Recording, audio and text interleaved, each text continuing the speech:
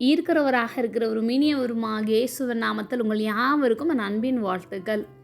அவரது கரம் இரட்சிப்பை உண்டாக்கினது.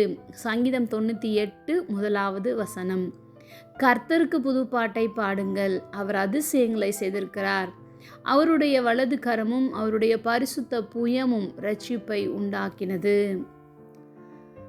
ஒரு குழியில் விழுந்தவனை தூக்கிவிடும் போது நன்றி என்று சொல்லிவிட்டு எப்பொழுதெல்லாம் அந்த குழியை கடந்து செல்கின்றானோ அப்பொழுதெல்லாம் அந்த நபரை குறித்த ஞாபகம் இருக்கும்.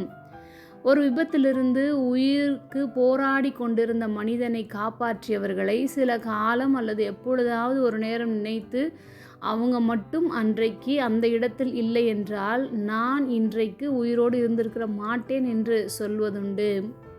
ஆனால் நாம் பிறக்கும் முன்னமே, ஏன் இந்த உலக தோற்றத்துக்கு முன்னமே நம்மை அவருடைய சொந்த பிள்ளையாக, அவருக்கு பிரியமான பிள்ளைகளாக மாற்றும்படியாக ஒரு பெரிய திட்டத்தை வைத்து நாம் எத்தனைதான் பாவங்களும் எத்தனையோ மீறுதல்களையும் எத்தனையோ அநியாயங்கள், ஏன் அறியாமையில் வாழ்ந்த காலங்களையும் அறிந்த பின்பு நாம் தவறிய சூழ்நிலைகளையும் அவர் மன்னித்து நம்மை மீட்டு கொண்டார். ஒருவேளை இன்று நம்மை விடுவிக்க மீட்டு கொள்ள நம்மை யார் இந்த கஷ்டமான சூழ்நிலையிலிருந்து விடுவிப்பார்கள் என்று நீங்கள் யோசித்து கொண்டிருந்தால் இயேசு இரட்சகர் உங்களுக்கு உண்டு என்பதை மறந்து விடாதீர்கள்.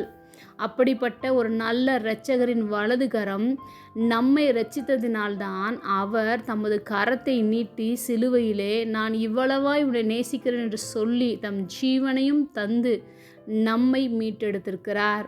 அந்த வலது கரம் எப்பொழுதும் உங்களை தாங்குகின்றது, தப்புவிக்கின்றது. உங்களை இரட்சித்தது மட்டுமல்லாமல் இன்று வரைக்கும் வழிநடத்தி வருகின்றது.